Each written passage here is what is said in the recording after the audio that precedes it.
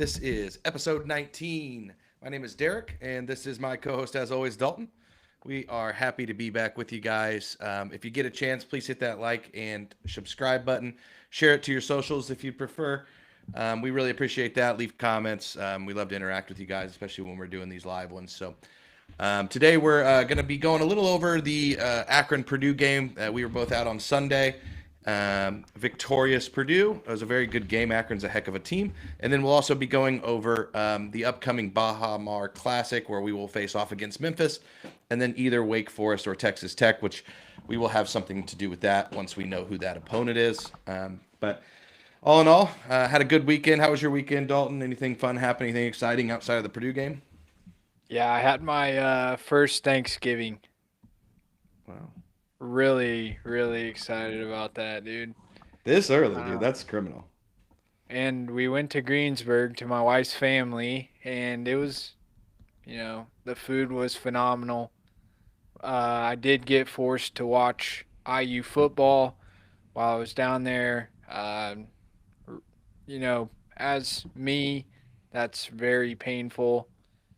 We made the split second decision to go down, found some really good tickets for the Purdue game. I would say those are phenomenal seats for $40. I wasn't mad. Yeah, I mean, we scored, we went. It was a great night. The weekend was pretty good, man. I will say I felt pretty good coming back to Monday. What about you, bro? Pretty good. Saturday was super busy. We were doing all kinds of stuff. My son had pictures for basketball, and then we had a family reunion for Megan's family. And then we went over to her parents and watched those UFC fights, which there was a run there of like 4 or 5 straight knockouts that was just awesome. And then the last two fights were just like, let's lay down and hug for about 40 total minutes, or 50 total minutes. I think the best fighter won both of those last two fights, but unfortunately that's just their style. And these guys have a job to do. And it's kind of like people who hated Purdue when we had Edie, like, why do you just keep giving him the ball? Blah, blah, blah. Well, because we have him, like Islam, Yeah. Why wouldn't he go on the ground every time? Because he just dominates people. But I it was isn't sad. exactly fun to watch. I was sad about Shevchenko. Like she's very I mean, stand up, she is nasty. Like I feel like she could have ended that standing up, but Yeah. she did. I mean, it was just domination. I wish, I hope when they go to the ground somebody gets choked out or an Yeah, I arm mean, bar or heck, something. Islam freaking. Uh, I think he could have won that fight standing up if he wanted, but why would he? Why get punched in the face if you can just hold a guy down for 25 minutes and win your money, win the belt, move on? Yeah, I think you're taking a big risk if you like are a guy like him and you decide to stand up with somebody. Like if you're on the ground, you're not getting knocked out, and there's a good chance you're not getting. They're not gonna reverse it on those type of guys. So Yeah, yeah, for sure. Hey, Jameson. Hey, KB. Nice for you guys to be joining us. Yeah, so good weekend overall. I did want to give a quick little congratulations. Andy in Colorado, what's up? Quick congratulations to Braden Smith, won Big Ten Player of the Week. And then I did just see that, this is crazy, Trey Kaufman-Renn won AP Player of the Week. So Purdue gets two different guys with two different Player of the Week honors in basketball for last week. Braden averaged somewhere around 22, 7.5, and 5. Trey averaged 18 and 15 and 3. Dominant performances from our two stars. We need to have it. Glad to have Trey back. I think everybody breathed a sigh of relief last week when he came back. And then quick update, Liam Murphy. There's been recent, he didn't play last game. Recent news is that it's not great. He will be out significant time. Don't know if that means Burgess is maybe going to pop out of that red shirt. Not sure. There's no real talk of that yet. But at this point, we have one backup four, and it's a 6'5" guy. Trey gets in foul trouble. We're going up against a certain kind of team. Gets kind of dicey. So interested to see how that DJ plays out. DJ Clough lineup. I think we would just have to go small, but I Yeah. don't like No. that. I don't like having we like the whole thing this year. We have a backup at every spot, and we do Right. still have with Benter, but that's a weird position where Benter isn't really a four. Yeah. And if Trey gets in foul trouble, say you have a game where Trey and Oscar or Trey and DJ are in foul trouble, it gets a little dicey there. I'm not a huge fan of it. No. But that's Riley unfortunate looks. news for Liam. He's a great kid. We watched Riley warm up the other night, and that dude looks like a different man. I He's wouldn't I wouldn't be mad at him coming off the red shirt. I think he could be a game changer. So Yeah, I mean, it could happen. It could happen. So, right. just a couple little pieces, tidbits of information there. If you haven't checked on Twitter, my guy Paints Painter here dropped a video we made of Oscar Clough and the Land Down Under. I absolutely loved it. So You go check made that that out. that was the best single-handed edit that you have put together, my friend. Yeah, It I enjoyed was it. I love doing those things. So clean.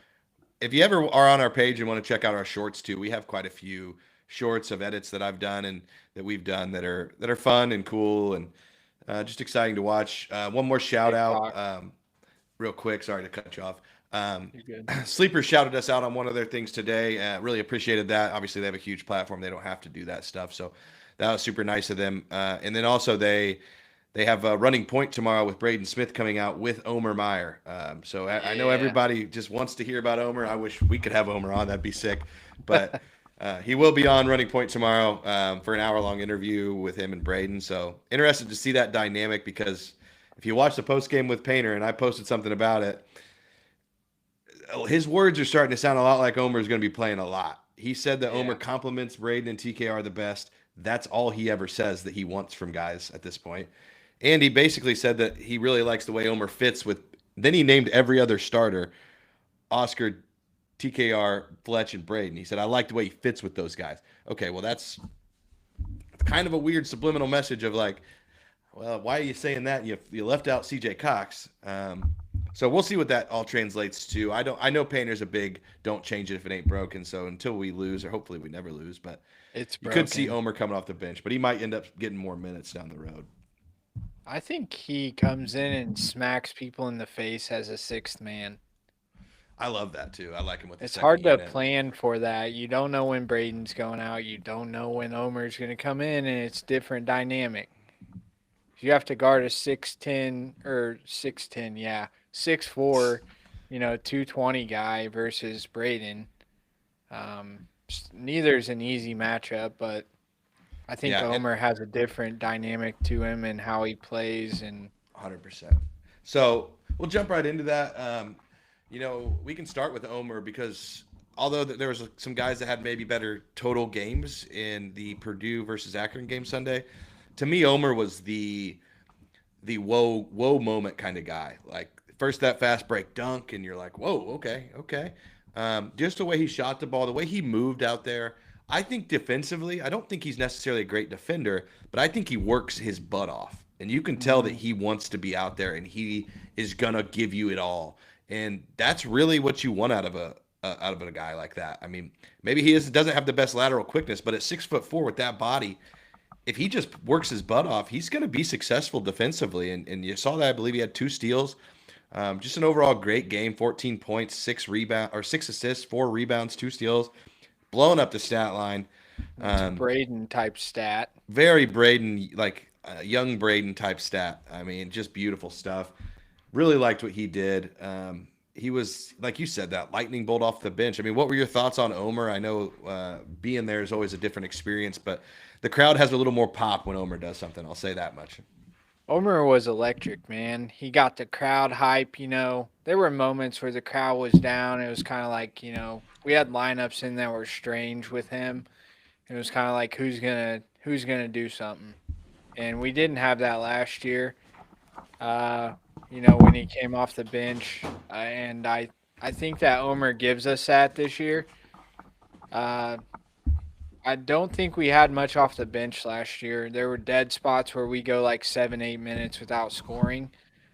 I don't think we have that this year. I think he comes in and he can feed. His passing is incredible. I mean, even the simplistic passes that Jakari and CJ have struggled with this year, just entry passes into the post. Um, he, he feeds the post, and we need somebody like that with having Clough or DJ. Um, yeah, I'm excited. I love Omer. I I really think that he'll chew into those CJ and Jakari minutes if they don't wake up. I think they are Miles Colvin and Cam Heidi this year, um, but not 6'6" or 6'7". So less effective. But they can come alive at any time too. So Yeah, I agree. And the only negative I'll say on Omer is he had a couple of weird turnovers, and Painter addressed him afterwards. Like he's just waiting a second too long, I think, on some of these passes. That'll change. That he'll get caught up to that and figure out, how quickly these guys move. He's never. I know he played professional basketball, but it's different. I mean, you're dealing with high level athletes everywhere. Professional basketball overseas, although there are really, really good players like Travion and Carson and a lot of those guys, there are also guys who are not that. yeah, There's also a lot of guys who are Jack Golkeys of the world, for instance, that can shoot it or they can do one thing really well and they're really good for a team. But when you're playing some of these games, everybody's a high level athlete, everybody's good. But anyway, um, you hit on CJ and Jakari, so I think for most of the season there'll be a package deal outside of something breaking out. But in this game, again, not great. 9 points between them in 41 minutes. So an entire basketball game, they scored 9 points. They only got three yeah. total rebounds, um, one assist. Just not doing enough for me. That's not to say they can't, and that's not to say they're completely invaluable. I mean, they do offer a defensive punch. They do have energy. They do play hard. They both have the capability to score. It's just this far in the season. I mean, I'm pretty sure Jakari through 4 games has the same number of points that Omer had in this game. And although this team doesn't necessarily need more scoring, it never hurts. We're never going to be upset. And Omer brings something that neither of them bring, which is elite playmaking, an elite passing, Yeah. ability to get his own shot. So, what do you think of these two guys? Because, like I said, they're not like noticeably bad out there, and they do some good things from time to time. But they're also, you know, we expected this leap in the sophomore year, and it just hasn't come. And that's not to say it won't, and I hope it does for the sake of Purdue. But how long are you going to give before you're starting to be like, all right, I need Omer on the floor, and Omer played 23 minutes. It's not like he sat out a bunch, but um, so at some point these guys have to start producing, right? I think the rotation right now is that Omer can fill spots behind Fletcher and Braden, Right. which I think keeps them. It's good to keep them in rotation. I don't want anyone to talk about them being hard nosed defenders anymore. I don't want to hear that until I see it. They were supposed to be the guys that you don't want guarding you. We've talked about this before. They were supposed to be those guys. You stick Yeah. them on their best wing, and don't let him breathe. They get beat laterally all the time. Jakari's always running his guy into help, which pulls the big man away from the defensive board, opening up for an offensive rebound. I've seen it with CJ too. You just People are going to go into them because Jakari's pretty big, but CJ is small. So you put him on a 6'7" wing, he's going to struggle. That guy's going to go right at him. And, it's like, yeah, okay, we've seen where he can full court pressure. But I've seen him get beat on that this year, too. People see that in their scouting. He's coming for you. They know he's there. And he's having to sprint to get back to close out, and then maybe they're already inside the arc. It's dangerous. Those two really got to wake up, man, because if you are going to play that two role where you're not one of our main scorers, when you get a spot up three, you better hit it. Yeah. And we haven't seen that out of them. I mean, CJ's deadly from mid range, obviously, and we saw a couple decent plays out of him versus Akron, but it couldn't even hold a candle to what Omer was doing out there. So that's my thoughts on the CJ, Jakari instance right now. Yeah, and I don't disagree with you on much of that. I mean, I think that they've got to be more productive. And even on a defensive side, uh, the the cell was their elite lockdown defenders. I've seen moments of that, but like for me, like the guy that was guarding Braden the whole game on the other team was an elite defender. The guy Yeah. guarding, our guys were not. And you're right. The biggest issue that we have is they're getting beat off the dribble, which then breaks down the defense and hit you. Then there's wide open guys for three. So I don't want to harp too much on those guys because, like I said, it's not. I'm not saying they shouldn't play or they shouldn't be on the team or anything even close to that. Just that I know that they're capable of more and I want to see more. That's just a matter of fact to me. Uncle Dill in the chat with some take it easy on the number 2, dude. Oh wow. Okay. Well, some people have maturity and some don't. That's just all we're gonna say here. Oh man, we're calling I'm out just kidding. I love you, maturity. Uncle Dill. Okay, so let's hop over to a little bit more positive stuff here. Our boy Aaron Fine, the guy. I got to read you this. This from Cobra Stats. The guy is per 40 averaging 55 points, 26 rebounds, and 34 assists per 40 minutes. He's the greatest player that's ever played basketball. No, I'm just kidding. We can move on. But he did have a nice bucket here at the end of the game. And I think we're going to see that all year long. It's not your typical into the rotation guy. We got hype for that, man. I was stoked for my boy A Fine. Let's go, dude. Yeah, I screamed at one point during a free throw that was very quiet. We want Fine. Yeah, and Jakari was at the line. Yeah, sorry, Jakari. Sometimes you got to take one for the team. Yeah, he's still let's hit on Trey. Another monster rebounding game. 17 points, 15 rebounds in 27 minutes. It's not like he played 35 minutes. I love what I'm seeing out of this guy. He had a block in this game. He's just got a different level of energy to him. I mean, what would you think about what you saw from Trey, and is this sustainable? Absolutely, it is. He needs another big. He feeds off of that. We didn't see it in his junior year. You got people like Jordan Stocks going, one of the worst rebounders. No, he's not. When you put Trey on a guy his size, he's going to kill them. Those legs are massive, dude. He's a big boy. He knows how to rebound, and he's heard it all off season. Trey can't rebound, blah. Those guys at Purdue take that shit personally.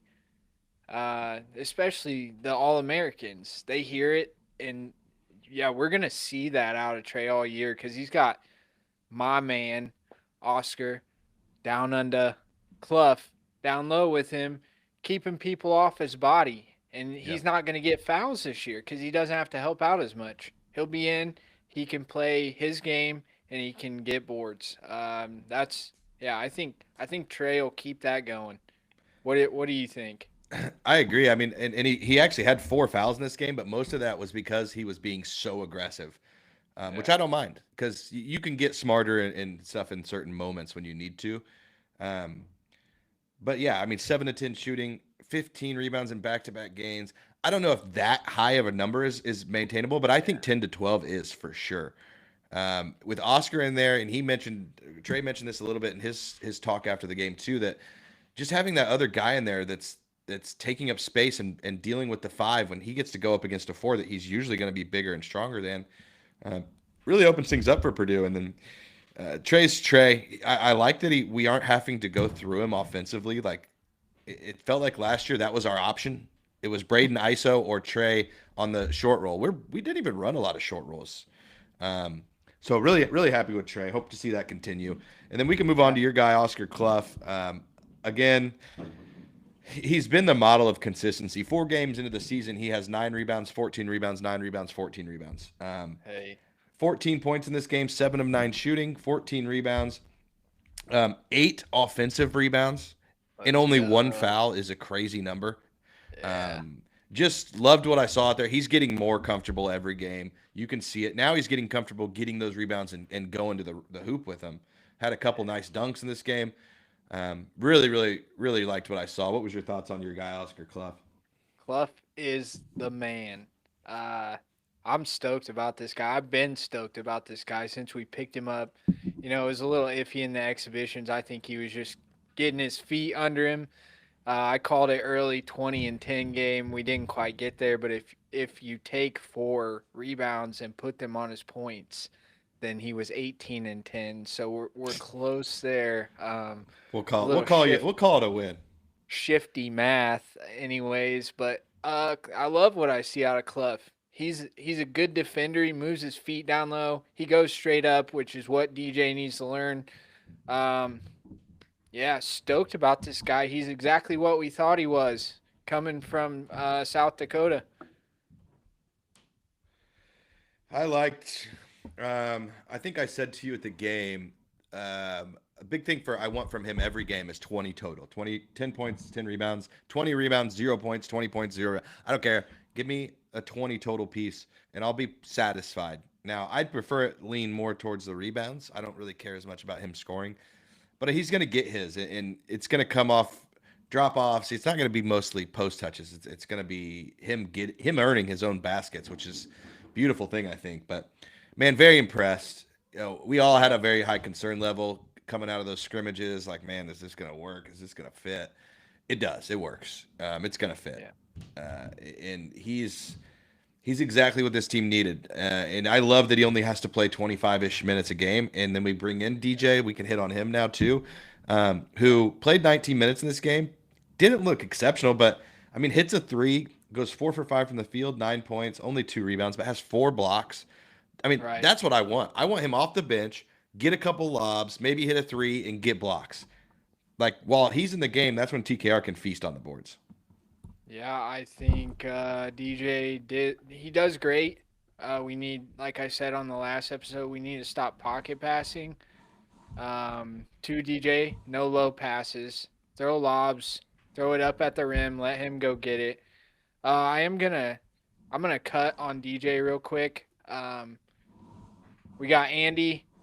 Sorry to distract, but man, Michigan State is beating Kentucky's ass right now. I Fact. mean, Up 20 at the current moment. yeah, he's not lying, man. They came out. It's well, I've been watching this game kind of, but like Diobate, he has an ugly shot, man.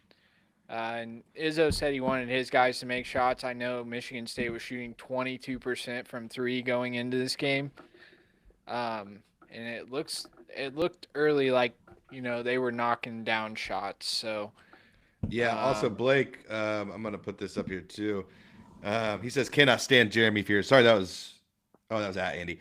Blake says, cannot stand Jeremy Fears. Hey, Blake, I can't either. And I even hate it more because I have to hear freaking Greg and Carter tell me that he's the next Braden Smith and might break all Braden's records on assists.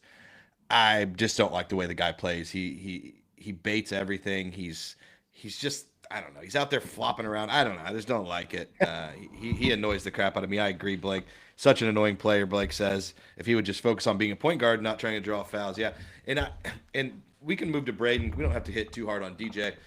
He yeah, plays his role very well. And yep, the National Player of the Year front runner Braden Smith. Now this is my question. He's been doing this more too. The pump fake, jump into guys. I mean, this has yeah, been a now 3-4 game sample size of him really focusing on this. As long as it doesn't become his identity, I'm fine with it because it is a very vetty, smart move. And there are yeah, guys like Jeremy Fears out there who are that's all they do. Even like yeah, Fletcher Lawyer, that's all he does. Like, I don't want Braden to become that, but it's smart because you can get the other team's guard in foul trouble. You get free layups or free points at the free throw line.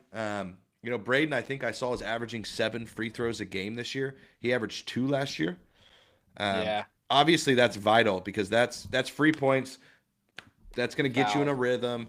It allows your defense to set for the next time down the court. There's a lot of good stuff that goes into it. But what are your thoughts on Braden in this game? Gets his 10 assists, kind of 2 late ones. I felt like he was just stat padding at that point. I don't know why Painter put him back in with 4 minutes left, but gets a couple late assists to get to 10 assists. Didn't shoot it well, and this is a couple games in a row. So would like to hear your thoughts on that if you think that's just kind of bad luck or what you think. No, I think it's just. I don't think it's bad luck. I think he doesn't have to shoot as much, so maybe he's not in rhythm as much. He still has that extra gear to take over a game. We saw it in Alabama game. Like it's not gone.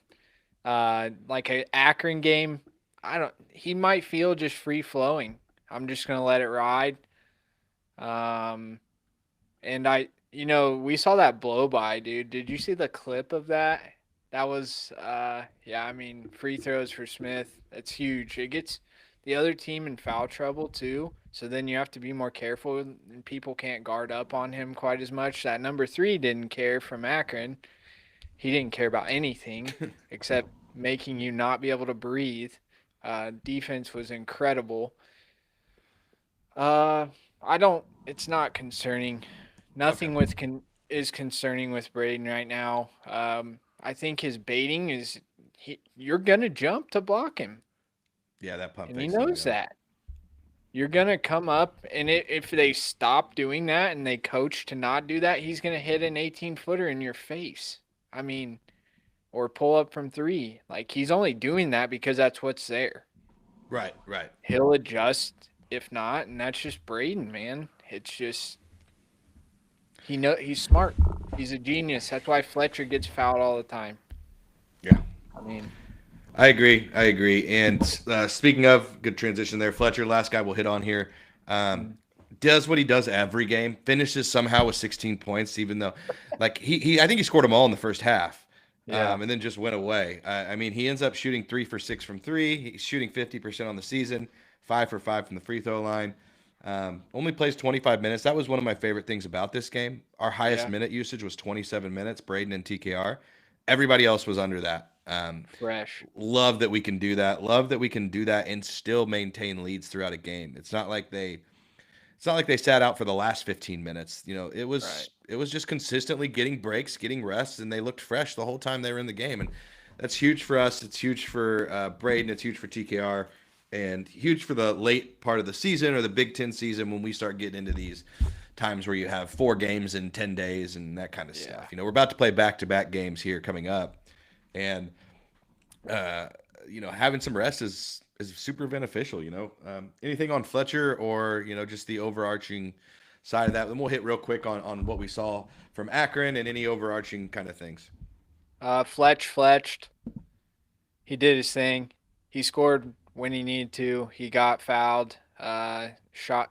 Kicked his legs out on threes. Did what he does. I do love what you hit on about the minutes. I think we've been dead legged sometimes coming into March, late February. When you're playing 35 minutes a game, 30 minutes a game, it starts wearing on you in that long season, man. Just is Yeah. what it is. And I loved everything I saw from Purdue and Akron. We battled, we won. Great, great, great. Yeah. I did want to just, and if you were at the game or watching the game, I'm sure you noticed that beginning, that first 12, no, not 12, probably 5 to 7 minutes. I mean, it was crazy. Everything was Yeah. going in for both teams. I mean, I looked up at one point, we'd missed one shot and we were down two. Yeah. Absolutely crazy that happened. That's fun, dude. Your brother is ridiculous. Lawyer looks like your weird cousin that thinks he's good at b-ball at family Thanksgiving 3v3, but somehow he's actually good. That is Fletcher. You see him and you're like, oh, there's a tall guy that thinks he's good at basketball, and then you go play with him, you're like, ah, shit. Yeah. He just He's beat me. good. He just beat me 21-0 in a game of 21. Yeah. I never even got the ball actually.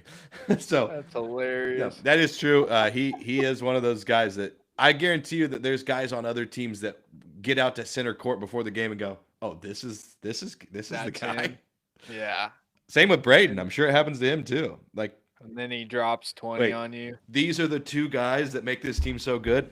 Yeah, actually, just They give it are.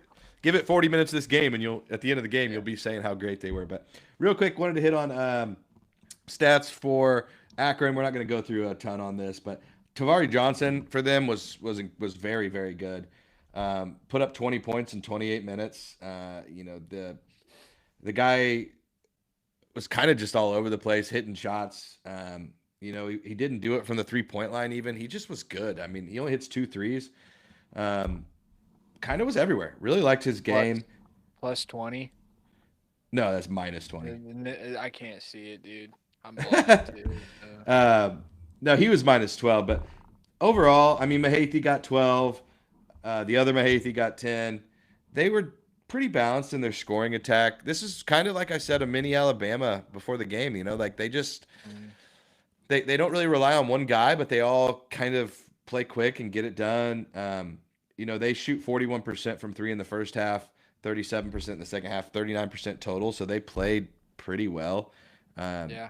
Can't really complain. Make 13 threes and still lose by 20 to Purdue. I mean, that's a testament to Purdue, but it's also, shows you what this team can do. Anything that stands out to you? Yeah, I thought they battled. I thought they were a good team. Defensively very sound. I thought that, they played us tight on D. We just were the better, more physical, bigger, stronger team. I don't know how to put that, but you know what I'm saying. Yeah. I just think we Purdue'd them and we ran our stuff. They tried to make it sloppy and we weren't having it. They were a good team. Akron They're will very most good team. likely they'll be in the tournament. So I'm not surprised about that at all. We kind of expected that coming in. Ken Palm 77th. Decent team, man. My mom's calling me right now. Do you need to take it? No, it's like Okay. she just knows when I'm doing something. The mom, dude. That's just the mom Yeah. thing. Yeah, I moved down to Purdue stats just real quick because I just wanted to point out I'm not a big plus minus guy, but Omer Meyer was plus 18, number one on the team. I just wanted to point that out. And I And just then love right Oxford here, Club. just the team stats real quick because there was a couple big ones. Purdue outdoes them in the paint, 46-18, obliteration. Yeah. Not a lot of fast break at all in this game, to be honest. Purdue did have 16 turnovers. To me, that was our biggest thing. And real quick, like we kind of started talking about it during the game, at the game, Braden could not get the ball in bounds from baseline. And No. why we had a 6-foot guard trying to throw it over top a 6'8" athletic guy, I have no idea. Finally, they did silly, change man. it later in the game. Yeah. But that was super frustrating because Braden had 3 turnovers and 2 of them were like, what is he supposed to do? He's a 6-foot tall kid. He can't jump or move on the baseline, and he's got a humongous guy in front of him.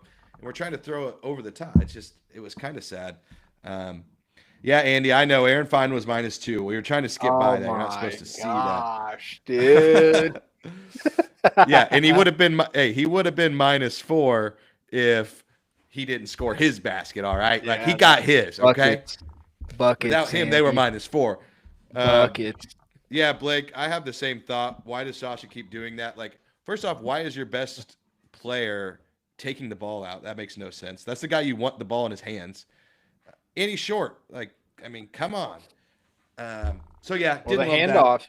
We used to run the handoffs to Braden off a tray from the inbound plays, and he scored a lot off of that last year. So I don't know like Fletcher took it out all the time last year. So I don't why's Paint trying to fix something that wasn't broken. Yeah, like, But and when you have 2 bigs, in my opinion, like, you should have on a baseline play because all our baseline play has been the same since I can remember Purdue. all right, You throw it up high to the biggest guy out to there. the big, yeah, So why aren't you having your other big throw that ball? Like, right. Just get way it up. high. Like, Yeah. anyway, I know what they do. They throw it to the big, and then the inbounder runs outside around that. They get up, Yep. and then that's how that starts the offense. But it wasn't working. I'm glad Painter adjusted. He obviously is a smart guy. He saw that. Yeah. And then last thing I have with the, go ahead. Blake said the pin down and flood on the side zone. Yes. Taller guy. I mean, yeah, it is. I mean, we need to do something. It's like the press. It's our press now. Yeah, in correction, Blake. Yeah, you're right. It is Sasha. I always say Painter. He's the head of the snake. So, to me, from a leadership perspective, in my opinion, it all falls on the guy at the top. I'm not gonna blame Sasha too much. And I think that probably what happened is, they had a read on what they were going to do defensively on baseline out of bounds. They probably didn't do whatever the scout said, and that's why that happened. The action didn't work, and it got adjusted. It was just a weird little frustrating thing in the first half that we did eventually get fixed. So I think we actually also had a 5-second call and had to call a timeout on one. So it was a struggle. And then last weird note that I saw, Cobra Stats posted this too. He had Purdue held Akron's reboundless for the first 9.5 minutes of the second half. They did not get a rebound for 9.5 minutes. It was 16-0 rebound run for Purdue. That's what I need to see, baby. Bring me that energy every single game, and I will be a happy little camper. That's the Clough TK right there, baby. I mean, All right, the Clough so TK. that's the old Akron Purdue game. Heck of a game, really fun. The environment was electric for it being a small mid-major. It was awesome inside of there. The biggest moment of the game to me was when they didn't let that guy get off the second half court shot for the $10,000. Complete rip off. I mean, okay, I'll explain. If you weren't there, this guy, they have this thing: free throw, a layup, free throw, 3-pointer, half quarter in 40 seconds to win 10 grand. Guy hits the layup, hits the free throw, hits the three, has like 20 seconds left, throws up a half quarter, misses, it goes behind the backboard, and the guy rebounds it, just holds on to it. There's still 10 seconds. The crowd went absolutely berserk. It was the most crazy thing I've ever seen. And then after they get done, the guy that was shooting accidentally back elbows the announcer girl in the face. Yeah. So that's just instant karma. While the crowd is booing. I've never heard Mackey really boo quite that loud. That was besides the shrimp cocktail thing where those girls were trying to eat the Ruth Chris and they weren't even trying. They were mad. Yes. Mackey will get mad at you quick. And let me remind the fans that Derek said this kid had no chance. I did. I said, looked at him. I said, no chance. Baller. He went out there. He freaking banked in a three. He should have honestly, because they should have balls ready. He should have gotten 3 or 4 half quarters off. Yeah, easily. And the crowd was very upset with it. However, those boys that were eating those banana splits, they were going to town, dude. They went in. I appreciate that. There was no holding back. Good overall game. Chicken. Mackey was fun. We got a chicken. That was crazy. Chicken. Nothing beats when the second free throw does. Now, the only thing that sucked about that, I don't know if you noticed, when he missed the second one, the crowd goes nuts. But then they got an offensive rebound. So the crowd got like quiet again. I was like, so stupid. Still cool though. Awesome game. Michigan State ends up winning. Kind of a little segue here to the preview. Michigan State wins. Michigan State's, and Kentucky falls to the Purdue scrimmage curse, thinking they're the best team in the country. 3-2, suck it. Every team, man, they beat Purdue in the preseason, and they're like, "Oh, we're great, we're so good." No, you're not. That's why Painter likes to lose those games. Yeah, so you think you're good. All right, so that's enough of Akron. Good win for Purdue. Beat a good team. Let's go on to the Purdue Memphis preview portion. My first thought of Memphis, and this goes on Thursday, I believe at like 7 or 6:30, somewhere in that range. Sorry, I don't have that in front of me. But happens Thursday. Winner will play the winner of the Oakland Texas Tech game. This is in Bahr Mar in the Caribbeans. It'll be Did you say Oakland's down there? No, Wake Forest and Texas Tech. If I said Oakland, I apologize. Should be really crazy looking on TV because I believe they're in like a ballroom. Always a wild look. But I think it seats a decent amount of people. Anyway, Purdue's going to play Memphis in the first game. Obviously, we either get to play Miles Colvin or JT Toppin in the second game, so it's going to be fun regardless if we win, lose, draw, however it happens. So my first thought on Memphis, and I'll get yours, was, wow, they have 15 new players with a returning coach. Yeah. Obviously, Penny Hardaway is their coach. Most people know him from his playing days in the NBA, but he also went to Memphis. That's crazy to me. As crazy as college basketball has gotten, that might be the craziest single thing. A team that won their conference tournament, went to March Madness, returned their coach, has 15 entirely new players, no returners. Unbelievable. Yeah, 15 new players, man. They don't even know what they're doing right now.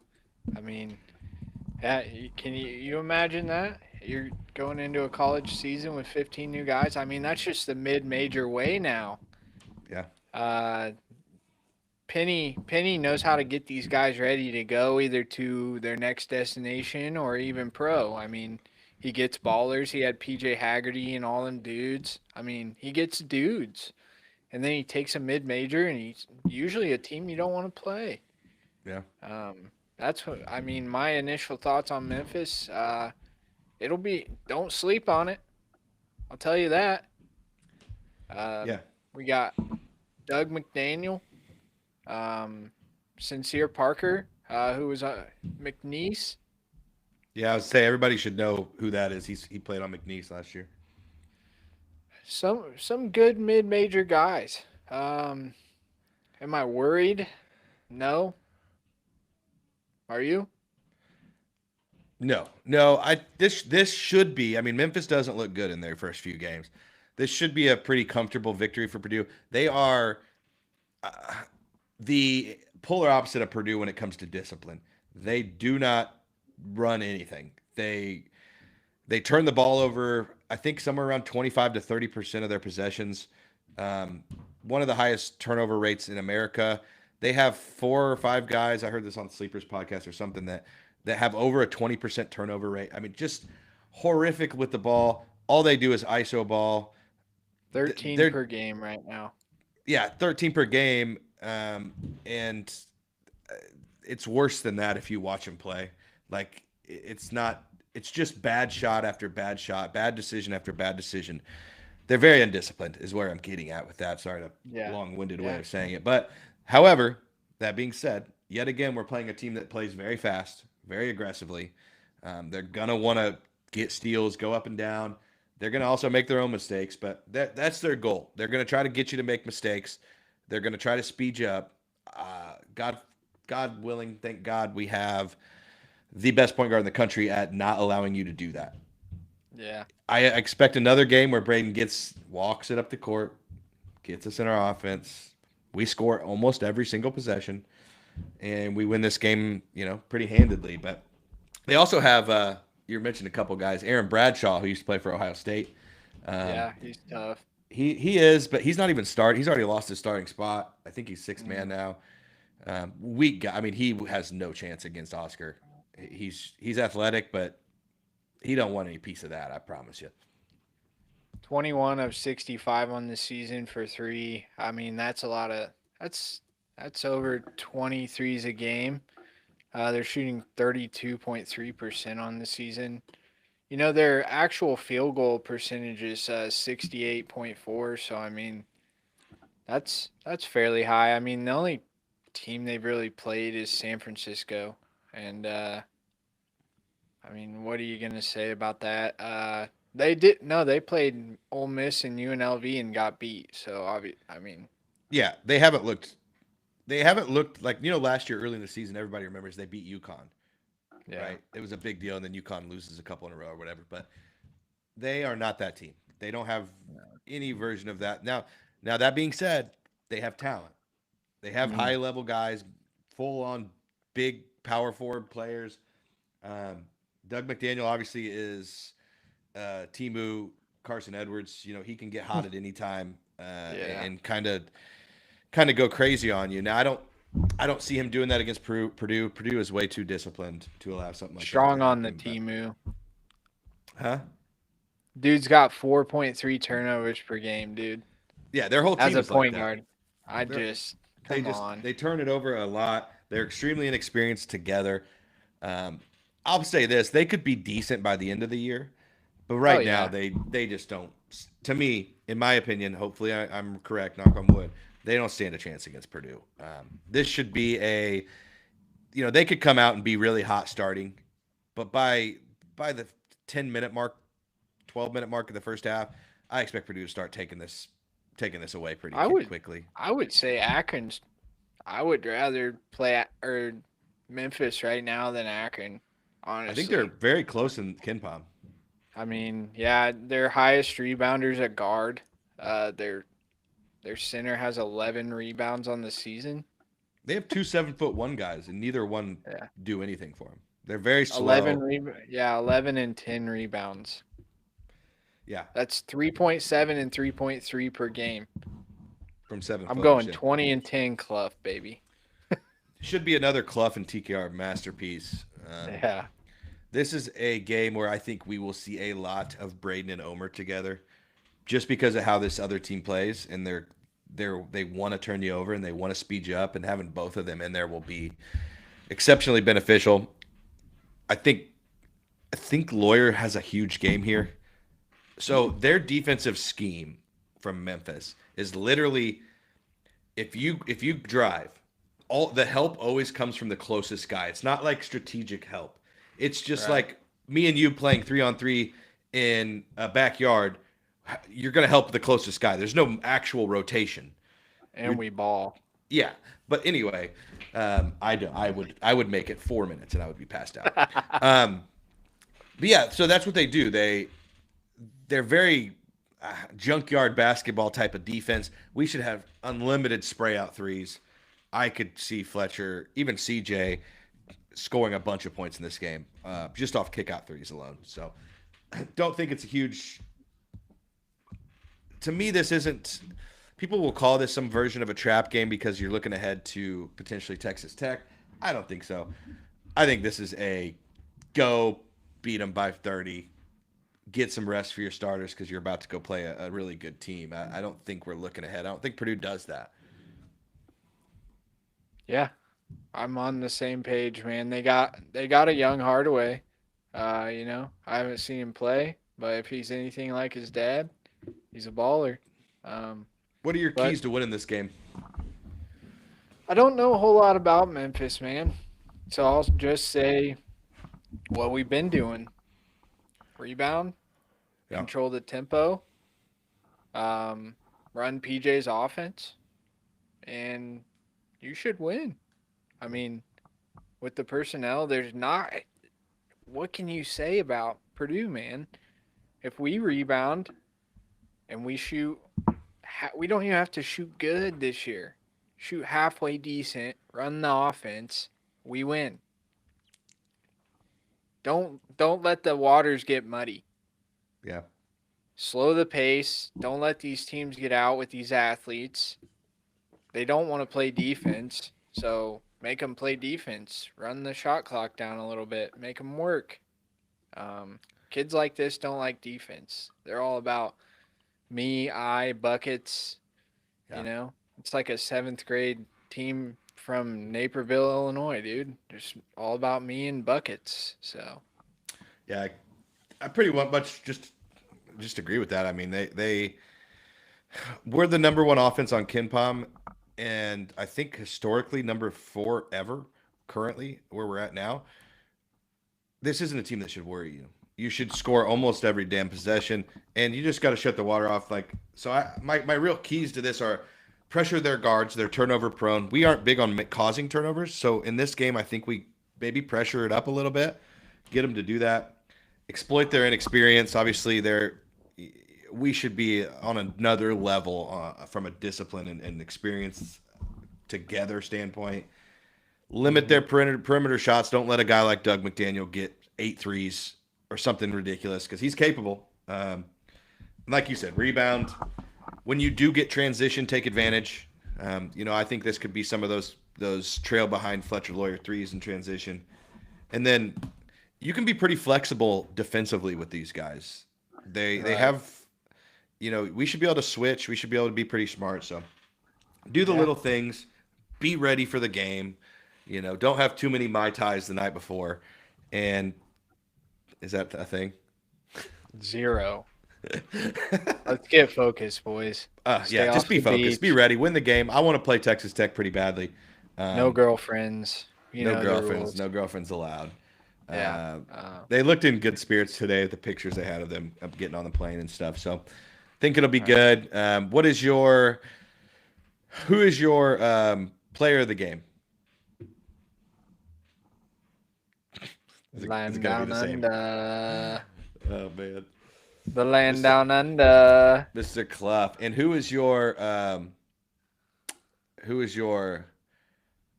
sixth man of the game or guy like non-starting player of the game?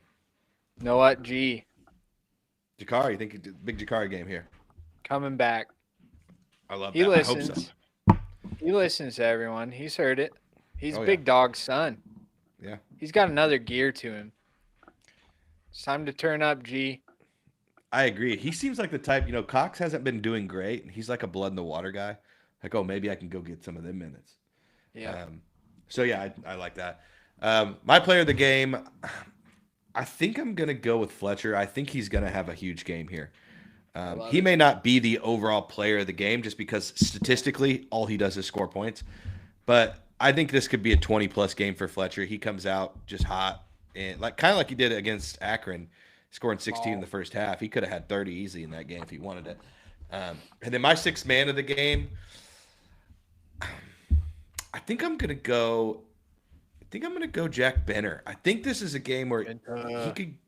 I know, but I think this is a game where he could get 10 to 12 minutes and really be good in those based on the team that we're playing. yeah, I like Benter. I want Lawyer and Benter. I want everyone to go off. Andy hitting us with Omer's getting ready to really explode. Dang, Hey, dude. Watch the explosion talk with that area of the world. My God. oh my gosh, dude. Uh, all right, edit that out. We're gonna clip that out. No, that's funny. That is No, funny. I agree, dude. I think he just did. I'm sorry, going 14 points and 6 assists, 4 rebounds is for a guy coming off your bench is crazy to me. He's gonna Yeah, have some big games here soon. I think he's gonna have a 20-point game or a 10 assist game in the next 4 to 5 games. I just see it. he better because we enter Big Ten play after that. So Yeah. Then it's gonna be then things get a little dicier. it's gonna get nasty. All right, what are your I don't know. predictions for this game? Who's winning by how much? And yeah, let me know what you think of the total here. I'm gonna go Purdue 92. Okay. Gonna go Memphis 78. Okay. Just because I don't think our defense we might let it get sloppy a little bit. We play well that way too. Not as much as I don't want to. But I think they slop it up a little bit and we feed into it a little bit. But they average 70.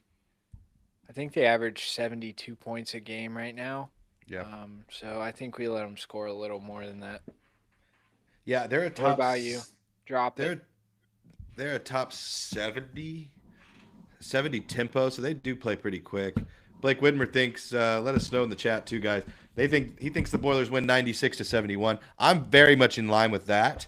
My prediction is we're in a weird gym, so I think shots maybe don't always fall, and I think we're up pretty big and we get our subs in. So I'm gonna go 88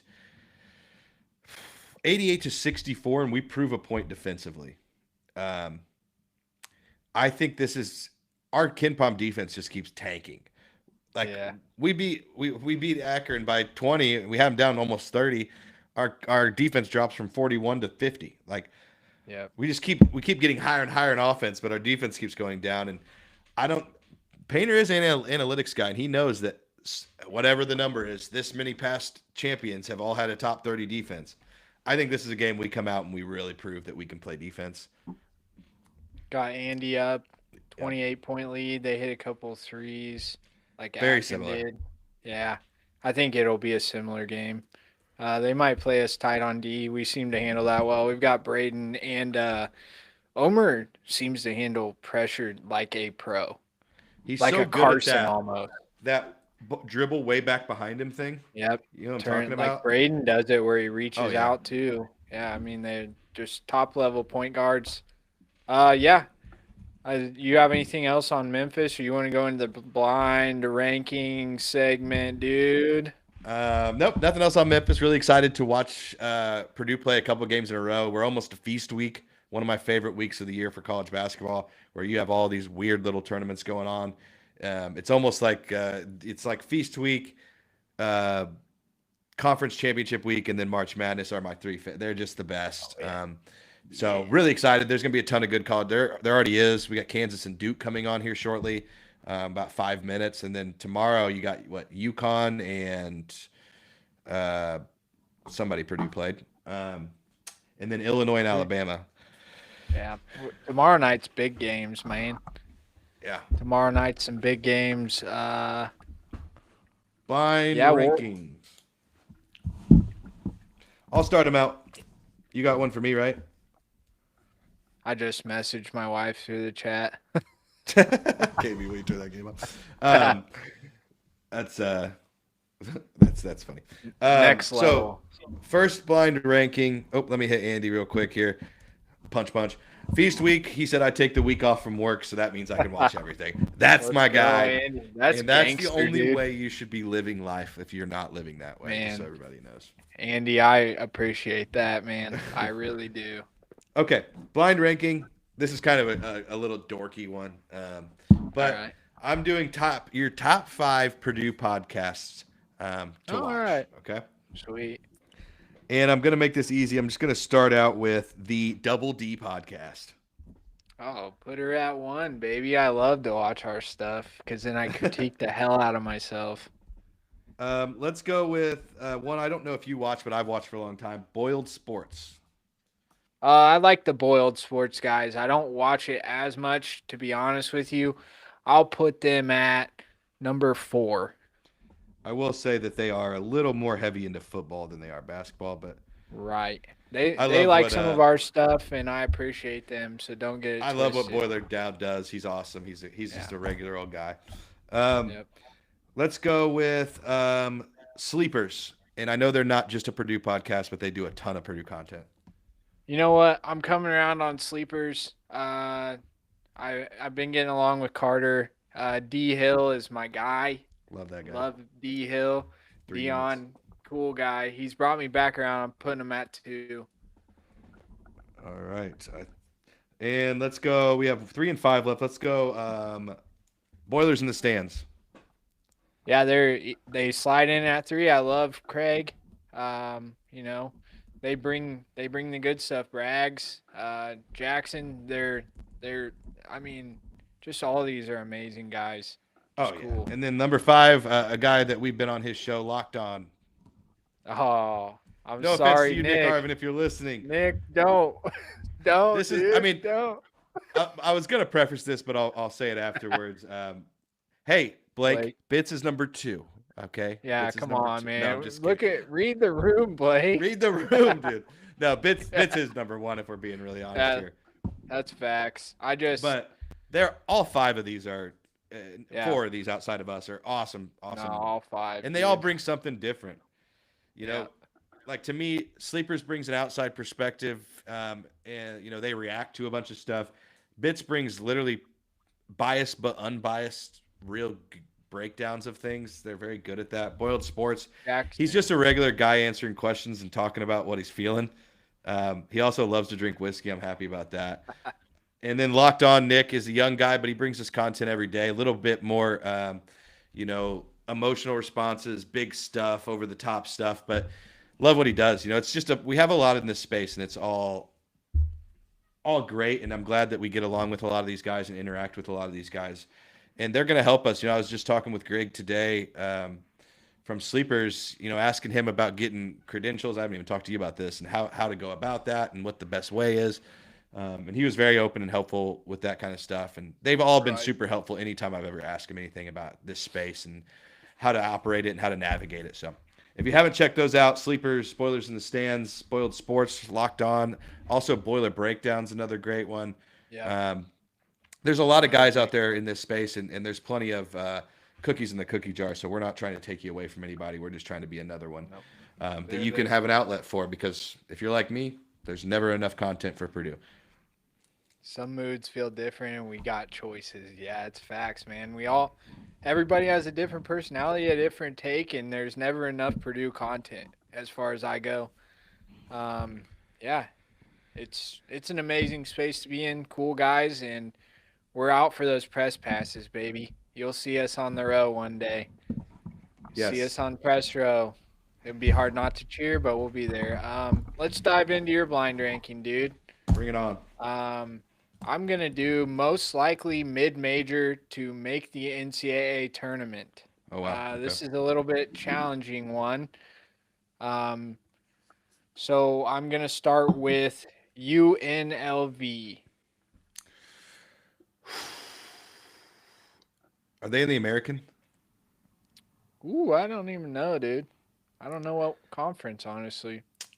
I'm going to put them at 4 because I think they're in a one big bid league, and I don't think it's going to be them necessarily. They have DGL, and he's really going off this year. McNeese State. McNeese State. How do you say that? McNeese. There's no E on the McNeese. end. I mean, there is, but Huh. don't sound it out. McNeese State. I'm gonna go 2. 2. Oakland. No. I'm not. Oakland. We're not ranking Oakland, dude, because they're Oh, making it. Coach Campy yeah. is the legend. My next one is Memphis. Memphis. I'm gonna go 5. I have no faith. 5. Not in or out. I don't think they make the tournament, even though they're in a bad league. Okay. Grand Canyon. I have what, 4 and 1? Yes. No, you have 3 and 1. Sorry. 3. 3 for Grand Canyon. Oh man, you did this right, boy. San Diego State, Yeah, 1. dude. They're heavy. You're about to find out. They're tough. I think they could surprise some people. They do have a lot. That Magoon kid. Anybody named Magoon? What Sure was to be a my baller. 5 there? I forgot half of them. Oh, let me run through it. You got 1 San Diego State, 2 McNeese State, 3 Grand Canyon University, 4 UNLV, and 5 Memphis. Oh, I love it. Where's your cutoff? Cut off to what? Who's out? I don't think. I need to know what conference UNLV is in. I don't think Memphis makes the tournament at all. I think the first 3 all make the tournament. Okay. But San in today's Diego world, man, State. all these teams aren't the same teams. So really, when it comes to mid majors, to me, it all comes down to who's got the best coaches. Right. Because they're like a free agency. They're just getting picked out of. All their best players are getting stolen every single year. It kind of sucks for mid majors. I really don't love it. Agree. But it is what it is. I mean, that's the nature of the business for now until they change something. Coach Campy, baby. Oakland's in. Count them in. They're winning the horizon. We'll see them. All right. Next segment. Would you like to drop some history on us today in sports history? So, not a ton in today in sports history. I was trying to find like a big upset in college basketball. Couldn't. Found one in football though. None. 2006, number 1 Ohio State beat number 2 Michigan. That was called the game of the century. It was the first time they've ever played and being number 1 and number 2. Cool. Ohio State won that game. First and only time they've ever been 1 and 2 and played. In 1966, one of the all-time legends in pitching, Sandy Koufax, retired. A lot of people have heard that name. He was one of the best pitchers of all time. In 1978, Frank Mordica of Vanderbilt rushed for 321 yards and 5 touchdowns. Wow. Huge game. And then also in 1949, rest in peace. I think maybe he's alive. I should have said that. Jackie Robinson was named the NL MVP, first ever African American to win that award. Obviously, a huge day in history. Jackie. And then 2 birthdays. David Ortiz, the Big Papi, a legend of playoff baseball, and Gary Sheffield from the Atlanta Braves, another legend of baseball, both had a birthday. Sheffield was a beast, man. Yeah, Gary Sheffield was. When I was a kid, dude, having him like in the MLB games when you're playing those, dude, he was cheat codes. He was a legit Pedro legit Martinez. Stud. Yeah, he was very good. So that's today in history. I did want to actually I'll do it at the end. Never mind. Go ahead. Okay. We'll go into the quote of the day. I got one from it's college basketball relevant, and it is: a team should be an extension of a coach's personality. Mike Krzyzewski. I'll say it one more time. A team should be an extension of a coach's personality. Mike Krzyzewski, one of the GOATs. One of the best.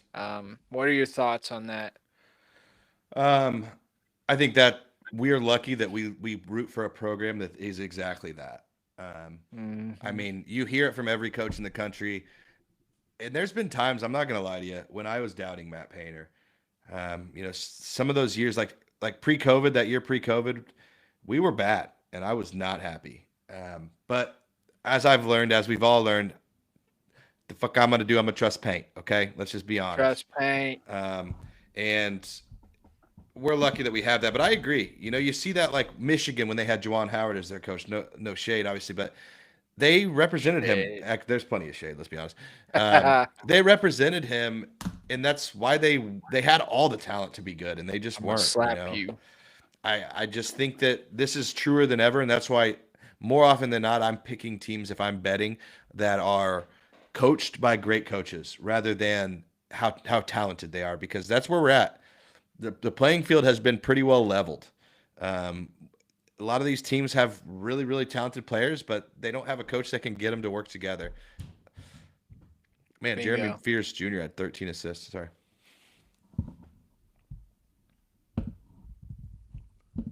Don't care.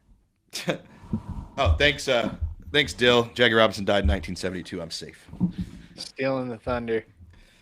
I did want to do. You got an open invite, Dill. You just gotta hit us up. Yeah, you don't have to be in the chat. You can be live. Yeah, on the if show. you want to come on the show, bring little deck man on the show. You got the Muggsy says segment up. Oh, okay. I got the perfect thing he texted me. Hold on. The other day. Hold on. This is one of our favorite segments that we're starting now. This is Muggsy Says. That's my Drop dad. it. He is the most negative but most loved person in the world. So this is a text I got from my dad the other day, out of nowhere, for no reason. No worries on Memphis. They suck. Hell yeah. Followed up by FYI, Akron is good. That was on the way to the Akron game, and no idea why he said that, but that's just the way my dad operates. You know, he's going to tell you what it is, and that's what Muggsy says. Memphis, no worries on Memphis. They suck. Perfect for this. They suck. Shout out to Muggs. Coming on the show soon. He's got to. Got to get him on. Kid cries. Yep. Kid. Nephew cries too much to come on the show, so. I read that as he cries too much to live. Oh. It's like, damn. Yeah, I mean, it's got to be hard. Last thing from me, and we'll sign off of here. Thanks everybody who's been in the chat, who watches this later. We've added quite a few subscribers recently. If you aren't subscribed, please hit that like and subscribe button. Really does help us. You know, we're trying to grow this thing so we can bring you more and more content, more and more guests. If you haven't watched it yet, definitely go check out the Campy interview. It's on our page. It was awesome. One of the best I've ever done. And we're going to start clipping some of that out. I think on this episode too, we could try to even break this out into the Akron Purdue half and the Memphis half, just to make it easier on everybody to find what they're looking for. Some people don't care about the Akron game at this point, so we could try that. Right. But yeah, appreciate everybody who's watching. If shout out our new little banner thing we got going on here. That was fun to make. Yeah, that looks good, man. Derek is keeping us in the game with shorts. I'm more of the just podcast guy, so if you see shorts, they're from Derek. Follow us on TikTok as well. We are on there, and we try to post, at least weekly. I mean, base minimum. We share shorts on YouTube that Derek makes. He's a wizard of the clips. I'm not good at it. I'm good at podcasting things, and that is my forte. So, absolutely. Yeah. Appreciate y'all. Help us. Yeah. We'll see ya. Peace.